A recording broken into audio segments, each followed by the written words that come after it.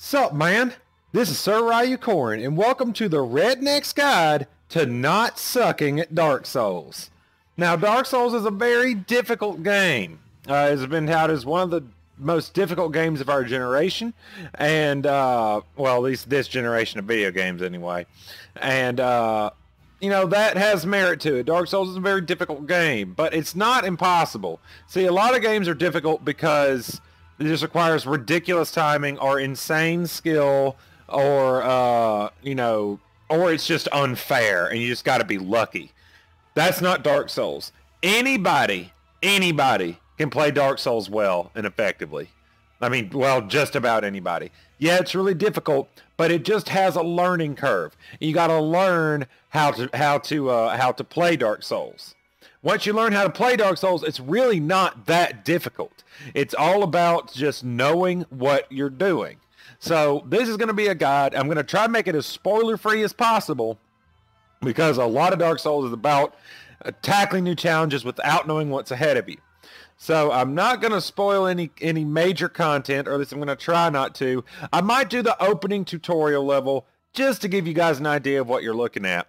But today's guide is just going to be picking your class. Something really simple, easy to do, not that difficult. So when you go, obviously I have a bunch of save games. We're going to say this is your first game. You've never made a character. We're going to go to new game. So when you start a new game, you're going to be greeted with this screen. Indeed. And it is a cutscene, and I'm not going to spoil it for you just in case you want to watch it. So I just pressed start, went straight to the character creation menu. Well, let's say we're going to create a new character. I'm going to call him something pretty simple. Redneck. All right, now, gender's not important. Age isn't important. These two are class and burial gift are the most important things on this menu. Let's say we're not going to delve too deep into how to make your character. That looks just fine. We're going to look at our class and our burial gift. Now, this is your first time playing Dark Souls. You're going to see this and you're like, wait, what is all this? Common thief, assassin who stalks prey, a sorcerer, okay, a pyromancer. You know, what do I do? Well, here's what I'm going to tell you to do. Be the knight. I know that's really simple, but the knight has got a lot of things going for him that I'm going to go over in just a minute. But this is by far the easiest class to learn how to play. Here's how it works. The class you pick really has very little to do with your end game stats. Unless you're really advanced and you're doing SL meta, but that's a completely different story. What we're doing right now is just for your purposes. Your class is going to determine your starting equipment and when your starting attributes are. Like if you see right there, you see level is 9. So remember, the mercenary starts at 8, warrior at 7, you know, herald at 9. So they all start at different levels, and that's important because it takes experience, or it takes souls to level up. And the higher level you are, the more souls it takes to level. So this guy starts at level 9. And you see he doesn't have a lot of intelligence or faith, and he's not very lucky, but he's got a lot of strength, some dex. He has a lot of vitality. Now I'm going to go over what each one of those things means in just a minute. But what you're going to want to do is pick the knight.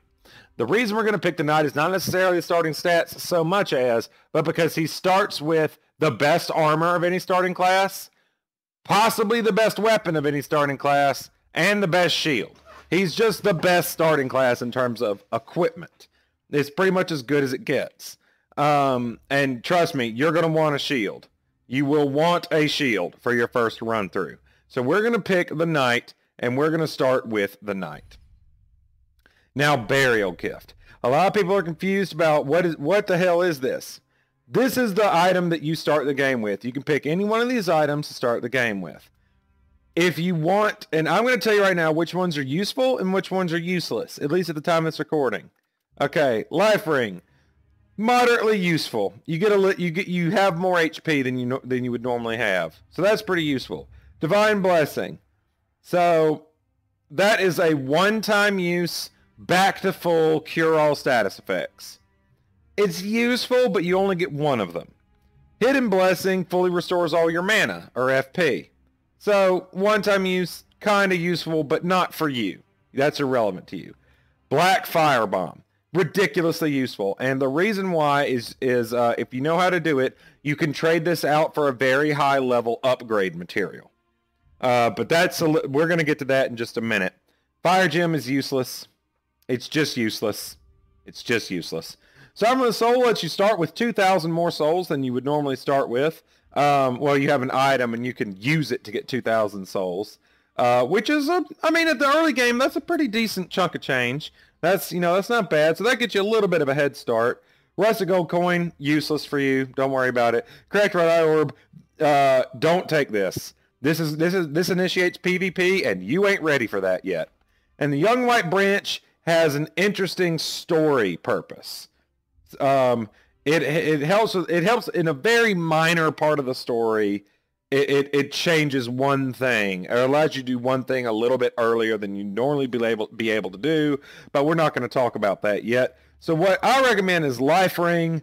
Life Ring to get you the early game, get you a little bit more health in the early game, or if you really want to focus on the end game, the Black Firebomb is going to help. But out of all the things I could recommend for your first playthrough, let's go with the Life Ring.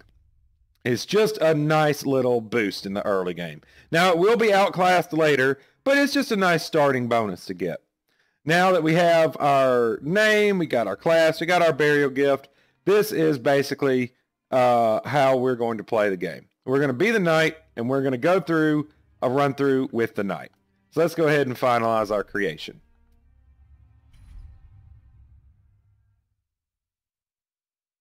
And then we're going to see a cutscene that I'm going to skip because I don't want to spoil any of the cutscenes for you if it ever loads. And now we have started the game. We can run around, we can mess around, we can do whatever we want.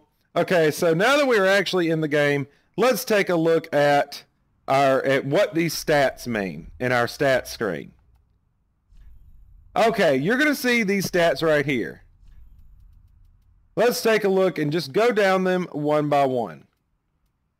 So Vigor, that is your HP. Resistance to Frost is not that relevant. Don't worry about it. But this governs your HP. The more Vigor you have, the more HP you have. It does soft cap at a certain point, which is 27. So once you hit 27 Vigor, you're going to start getting diminished returns from putting more into Vigor. So that is your HP, is your Vigor. When you spend levels, you can spend it on Vigor to level up. If you spend your levels on Vigor, you're going to get more HP. That's always nice. Attunement. This is effectively your mana pool and how many spells you can slot. We're not a spellcaster. We are not going to build a spellcaster, so this is irrelevant to us. But if you do want to do a spellcaster, you're going to want to buff attunement because that determines how many spells you can have at once, and it also determines your maximum amount of mana. So attunement is extremely important for a spellcaster. But if you're not a spellcaster, like the kind of character we're going to play, attunement's not relevant at all. Well, it is kind of relevant because it has to do with weapon arts, but don't worry about it. Don't worry about attunement. Endurance. This is your stamina bar. Stamina is used to basically do everything. Casting a spell, making an attack, dodging an attack, sprinting, pretty much everything takes stamina. So the more stamina you have, the more stuff you can do before you're gassed. Once you run out of stamina, you will be unable to roll, unable to attack, and unable to sprint for a short amount of time. So the more stamina you have, the more bang you can put in that buck, the longer you can keep fighting before you've got to back off and catch a breather. So endurance is extremely important for a heavy weapon user because heavy weapons take a lot of stamina to swing. And if you don't have enough stamina to swing it more than once or twice, that means your combo is going to end really early. So, and we'll get to that in a minute. So endurance determines your stamina, and that's really important, especially for weapon users. Vitality. This is your carrying capacity as well as your physical defense. The more vitality you have, the better your physical defense is, and the higher your carrying capacity. Now, carrying capacity is extremely, extremely, extremely important. If there is only one stat in this entire game that you pay attention to your carrying capacity. And the reason is this. you'll see in the top right corner here, weight ratio. It'll say, in the top right corner, it says equip load 34.1 out of 55. The 34.1 is how much my current items weigh. My sword, my shield, my armor, and my rings. The stuff in your tool belt does not count towards weight. So you can put as much stuff in your tool belt as you want. But your armor, your weapons, your rings, not your arrows, those all count towards weight. I have 34.1 pounds of weight, and I have a maximum of 55. So I am using 62% of my maximum weight ratio. The reason that's important is this. I am below, I can do this. So this is your dodge. On the controller, that's going to be for the Xbox controller, that's going to be the B. For the PlayStation controller, that's the circle. And if you're on the mouse and keyboard, you need to get a controller. But if you're on the mouse and keyboard, there is a button for roll. I think it's spacebar. But yeah, another hint. Play on a controller. It's way easier. So that is how you roll. Now, the thing about rolling is if you are above 70, which I don't actually have the equipment to get above 70%, so I can't show you. If you are above 70%, your roll distance is halved, and you only get half the normal amount of iframes when rolling. So if you're above 70%, your dodge effectiveness is halved. You can only dodge half as well. Dodging is super crazy freaking important. If there's one thing you need to master, it's dodging. You've got to learn how to dodge. And the way dodging works in this game is when you roll, you're going to have iframes, meaning invincibility frames. While you're in those iframes, you are completely invulnerable to absolutely everything in the game, period. With like 2 or 3 exceptions out of all the enemies in the entire game, and they have to do with grabs. You are completely invulnerable while you're rolling. But if your roll distance is halved and your iframe, actually I don't think the roll distance is necessarily halved, but your iframes definitely are. If your iframes are halved, that means you only get half the normal amount of bonus from dodging, which means you're going to get slapped around. So it is extremely important that you stay below 70%. And the way you're going to stay below 70% is you've got to raise your vitality. If you're using heavy weapons and heavy armor, you're going to want a lot of vitality so you can stay below 70%, so you can keep that equip load up. If you're using mostly light weapons and you're using light armor, vitality is less important, but it still helps because it's going to increase your physical resistance, which is basically DR. It's going to give you damage reduction just by having vitality at all. After vitality is strength. Strength is one of the 2 physical combat stats. All weapons have two different requirements. Strength and dexterity. Well, some don't have dexterity, but every weapon has a strength requirement. You're going to raise your strength in order to meet the requirements of weapons, and certain weapons have better scaling with strength, and some have better scaling with dexterity. For example, what you're looking at right here is the longsword. If you see right here, it's showing you longsword, straight sword, standard, thrust stance, all that. If you go down below, you see attack power, guard absorption, additional effects, then attribute bonus. You're going to see a D and a D. And then you're going to see attribute requirement 10 and 10. Now, those attribute requirements from left to right are strength, dexterity, intelligence, and faith. It has no intelligence or faith requirement, so you don't got to worry about that. But it does require a 10 strength and a 10 dexterity to use, and it has a D scaling in both. Now, what that scaling means is the better that scaling letter, with E being the worst and S being the best, it's E, D, C, B, A, S. S is really rare. It's really rare to find an S. But the better that letter, the more damage your attribute's going to turn into. So say, for example, you have a 30 strength, and you have a weapon that you have one weapon with a D scaling in strength, and then one weapon with an A scaling in strength. But their base damage is 100. The weapon with an A scaling and strength is going to deal more damage because it has better scaling from your strength. Your strength is adding more damage to the weapon than the D scaling. So scaling is really important. The better that letter is, the more that attribute is being considered for its bonus. Now this has a D scaling, which means it scales not exactly, but more or less equally off of both strength and dexterity. So you could have either a high strength or a high dexterity and get a bonus, or you could have a high in both and get even more bonus. So that is why that's important.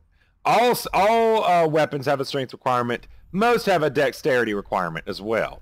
So that is what strength does. And it determines your resistance to fire.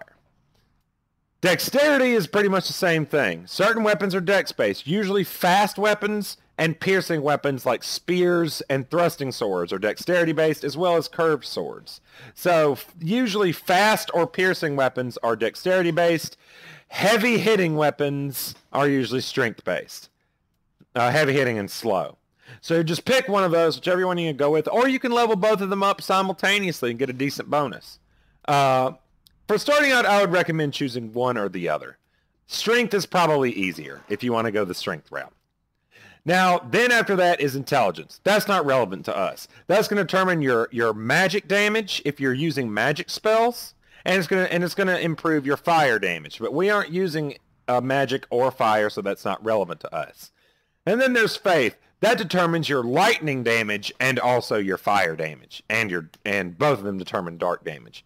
So if faith is used for lightning spells, which are really good because those include healing. Healing spells are found in the faith category. So if you want to be a healer, faith is a good option. But we're not going to do that either. We're just focusing on we're not going to focus on intelligence or faith. And then there's luck. Luck is totally irrelevant to us. What luck does is it improves your status effect. Capabilities like bleed and poison allows you to bleed and poison enemies more easily. And it also increases your item find. So the better your luck is, the more likely you are to find good items. But it's not that good. So it's basically a percentage increase. At a 7 luck, you have a 7% better chance to find good items. At a 20 luck, you have a 20% better chance. But that's a lot of levels just to get 13 more item find. So it's generally not worth it unless you're going for a bleeding build. So those are the attributes. And now that we've taken a look at the attributes, let's take a look at our armor and our shield. So we are wearing heavy armor. Look at that. That chest piece weighs 10.8 pounds. That's a lot. Got a 5.2 pound helmet. Got a 3.6 pound, so this is heavy. This is like the very early stages of heavy armor. And that's good because that's giving us a lot of resistance. So now we've taken a look at our equipment. We know what this does. Let's take a look at how to actually use this stuff. So in order to make an attack, you're just going to press on, now you have to excuse me, I'm going to be using Xbox terms, but you're going to press right bumper, and that's a regular attack. Just attack. That is what your right bumper is going to do. If you want to make a heavy attack, you can press right trigger. And each weapon has a different regular attack and a different heavy attack. Some of them share some of those moves, but all of them are different. For the longsword, the regular attack is just a slash. The heavy attack is a thrust. Something else about all heavy attacks is that you can hold it down and really throw out some damage. So you can charge up your heavy attack and hit even harder. But that takes a lot of good timing, and I wouldn't recommend doing that at first. But if you really want to rail somebody, you can deal some damage. Also, all moves have a 2-hit combo. Like you see, this is slash. Slash. Well, dang, that was actually did the combo even that late. But you can see 1, 2, 1. So basically that's what it's going to do. It's a 1-2 combo. 1, 2, 1, 2, 1, and then I'm out of stamina. So all weapons have a 1-2 combo. And you can hit fast, you can hit slow, but almost nothing can, if you hit with the first one, you're going to hit with the second one, probably, because you're going to try and stagger your enemy. So that's important to note. 1, 2. 1, 2. So that's how to use your weapon. If you use a shield, it's always going to be in your left hand. In order to raise your shield, you just press the left bumper, or L1 on the PlayStation. And that's going to bring your shield up in front of you. While your shield is in front of you, you're going to block damage from the front. And each shield has a different amount of damage that it can prevent. The best ones have a 100% physical. So if we look at our shield, you can see under guard absorption, under durability, it's going to show you the percentage of damage it will mitigate if hit from the front. Physical 100. That means it will prevent all physical damage from the front. But you see, the elements of magic, fire, lightning, and dark, it doesn't have very high percentages. It's only going to prevent 34% of lightning damage. So lightning damage is still going to hit really hard. Magic is okay. It's going to prevent about half the magic damage, a little bit less than half the dark, a little bit less than half the fire. So it's still useful. But what we really want it for is physical, which is what the vast majority of attacks are going to deal. So as an example, we're going to show what happens if you go up and you get hit by this enemy right here. If you look in the top left, you'll see 3 bars. A red bar, a blue bar, and a green bar. The red bar is your health. The blue bar is your mana, and the green bar is your stamina. Now if you watch as you attack, that green bar is going to go down. Once it gets to the very bottom, now you see I'm attacking super slow because I have to wait for that stamina bar to come back. So always keep track of your stamina. Also, dodging takes stamina as well. It doesn't take much, but if you do run out of stamina, you can't dodge for a second. And that can get you killed, so just be aware of that. Now let's go up and see what happens if we get hit by this enemy right here. Oh no! I got hit! You can see that I took a little bit of damage from the red, and that is damage to health. And if you notice, it does not come back. That health does not come back on its own. So you're going to want to take as few hits as you can possibly afford to take. Now one way to do that is to roll out of the way. Just like that. He comes up and attacks. You just roll out of the way. You can do that by just rolling past him. But basically, you can just roll out of the way of those attacks. Some attacks are harder to roll out of than others. And that takes a lot of timing, a lot of skill, a lot of patience. So another thing you can do is have a shield. If you have a shield, what you can do is hold it in front of you, and look at that. He doesn't deal any damage at all. But if you see, his attacks are damaging my stamina. And what that's doing is, if you block attacks, that's gonna cost stamina. Now his attacks do so little damage that he's not really able to break my stamina really easily. But certain attacks certainly can. If your stamina drops to 0 while you are blocking, then you are going to you're basically going to be stunned. And all attacks against you while you are stunned, the damage is practically doubled, or at least 50%. So while you're stunned, you're just going to take more damage, and there's going to be nothing you can do about it. So do not let your stamina drop to 0 while you're blocking, because you will get absolutely railed. So while you're blocking, obviously, you can't get hit. And then a good little tactic to try and do is if they try to attack you, they hit your shield, attack them back. There you go. Once they hit your shield, oftentimes they're going to be staggered. And when they get staggered, you can just attack them right back. So that is how you're going to use that little strategy. Let's try it again on this enemy right here. He's going to come up to us. Okay, he didn't stagger. Let's wait for him to stagger. Wait for him to stagger. He staggered. Attack. There we go. And we got a fading soul out of it. Not too bad. Now, I'm not going to be doing any exploration. I want you to do the exploration on your own. So I am going to pick this up because you pretty much have to. That's the Ashenessus flask. And we're just going to go straight forward. And we're going to try these tactics I just showed you, dodging and rolling. Dodge the arrow. Just to get the basic idea of how to defend yourself against enemies. In this game, defense beats offense. Learn to defend yourself. Just going in and button mashing the attack button is not going to win. I promise. You are going to get slaughtered if you just run in and try and just attack mindlessly. So this is a good practicing opportunity. Learn to dodge. Against this guy, you can practice your dodging techniques because he fires really slow and very predictably, and you can learn to dodge very effectively. Now, if you see, his arrows are doing a little bit of fire. And remember, our shield doesn't have as much fire defense. So let's see what happens if we block it. Ah, see, it still did a little bit of damage to us because it isn't blocking all of the fire damage, but it is blocking all of the physical. So if they've got elemental damage, oftentimes your shield isn't going to prevent all of it, and they can chew through it eventually. But another basically easy tactic, it still isn't doing much damage at all. Another easy tactic is run up. If you want to, you can wait for him to attack, and then just attack him back. That's another safe tactic you can do, just to guarantee that you can actually, you know, kill them and not worrying about it. Yes, I am focusing really heavily on the shield right now, because if this is your first Dark Souls game, you're going to want to abuse that shield. That shield is going to be your saving grace. Learn to guard and learn to guard well. Now we just lit a bonfire. If you walk up to anything that looks like this, that's a bonfire.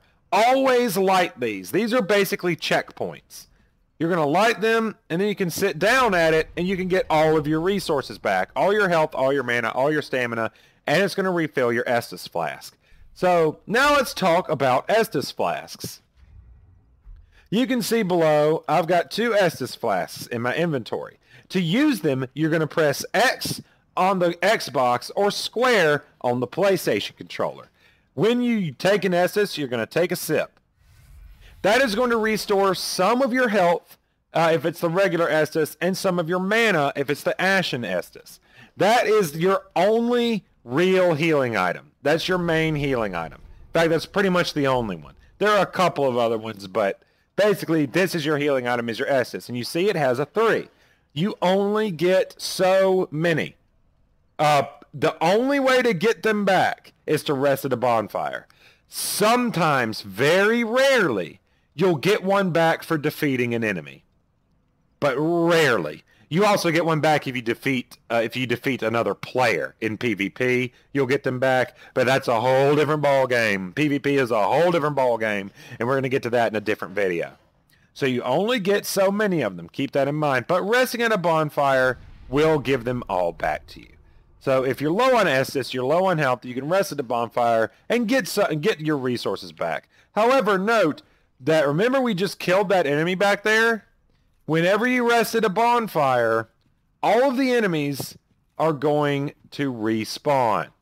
So see, he respawned because we rested at a bonfire. Enemies do not respawn normally. They will never respawn until you rest at a bonfire. When you rest at a bonfire, you will respawn every single enemy in the game that isn't a boss. Bosses don't respawn, but all other enemies do, with very few exceptions. There are a couple that don't. But like 99% of all enemies will respawn when you rest at a bonfire. So now we've rested at a bonfire. We've gotten some of our health and mana back. We've gotten our Estus back. Let's continue using these strategies that we've just learned in order to keep us alive and face off against these enemies. All right. Well, this guy always running up to me. Use the shield. It staggered him. Oh, that first attack didn't kill him. Good thing we have a 1-2 combo to hit him twice. So that is how we're going to do that. Make sure that if you're attacked, make sure that most of the time, go ahead and attack twice unless you know the first attack is going to kill them. And that's why. Now, I didn't make that leap. If you can make that leap, there's an item up there that you might want.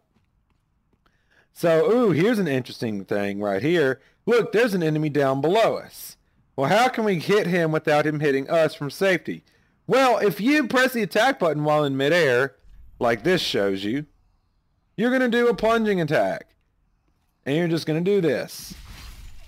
I pressed attack while in midair, and I did a plunging attack. And that just kills him outright. All right. Now, here's this enemy right here. Use our shield. We just want to block that damage. Try and dodge it if possible. Okay, we dodged the arrow. Attack! All right, now we got him. All right, this is an interesting area. This is the first boss fight. So I'm going to go ahead and cut the video here.